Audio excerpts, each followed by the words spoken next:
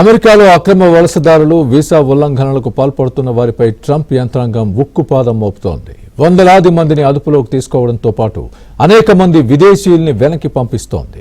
ఇందులో భాగంగా జూలై నెలలోనే అత్యధికంగా 49,000 మందిని అరెస్ట్ చేసింది. ట్రంప్ రెండోసారి అధ్యక్ష బాధ్యతలు చేపట్టిన తర్వాత ఈ స్థాయిలో అరెస్టు చేయడం ఇదే తొలిసారి.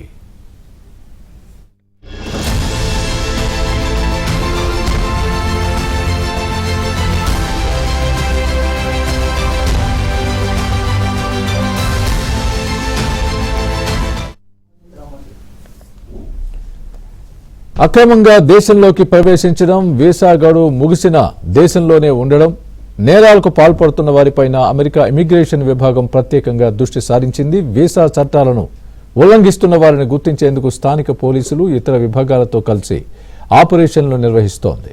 నిత్యం సరాసరి 1,500 మందిని అదుపులోకి తీసుకోవడంతో పాటు 1,100 మందిని దేశం నుంచి పంపేసే చర్యలు తీసుకుంటోంది. ఈ ఏడాది ఫిబ్రవరిలో 29,000 మందిని అదుపులోకి తీసుకోగా జూన్లో ఈ సంఖ్య 43,000కు పెరిగింది. జూలైలో అత్యధికంగా 49,571 మందిని అరెస్ట్ చేసింది.